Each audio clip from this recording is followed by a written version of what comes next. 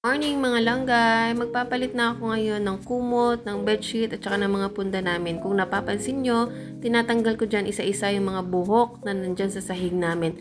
Tapos isa-isa ko din tinatanggal yung mga buhok na nakadikit dyan sa unan namin. Opo, tama. Isa-isa ko pong tinatanggal yan dahil ayoko po ng merong mga buhok dyan sa higaan namin. Kaya tuwing umaga, tinatanggal ko talaga sila.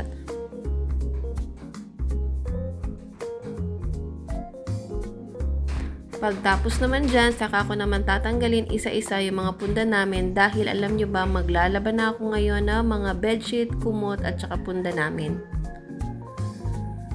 Pagtapos kong matanggal lahat, saka ko naman ipapagpag tong bedsheet namin para matanggal talaga yung mga nakadikit na buhok at mga dumi. Kung napapansin yung mga langgay, yung tubig ko sa washing kulay blue kasi nilagyan ko po siya ng tina. Opo, nilagyan ko po siya ng tina para sa mga puting damit namin para magmukhang bago ulit siya. I-try nyo siya mga langgay kasi napaka-effective niya sa mga puting damit.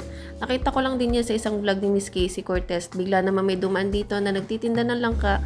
Kaya napabili ako. Hindi ako mahilig sa langka kaya lang ng isang beses na natikman ko siya.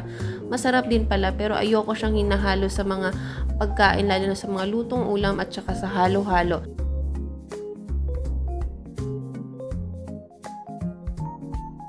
Alam niyo mga langgay, nung nandun pa kami sa dati naming tinitirhan, habang naglalaba ako, bigla ako nasiraan ng washing. Grabe, mangiyak-ngiyak na ako nun kasi bukod sa wala kaming pambili ng nasirang washing, meron pa akong inaalagaan nun na bata. Si Yael ata nun ay 2 or 3 years old pa lang.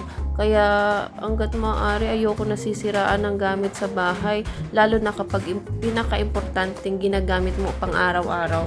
Anyway, nakaligo na ako dyan. Tapos pinalitan ko na ng mga bagong punda yung mga una namin at saka naglagay na din ako ng bedsheet dyan. Gabi na yan mga langgay kaya maya-maya magpapahinga na kami at matutulog na kami sa bagong palit naming mga punda. Ayun lang muna. Bye!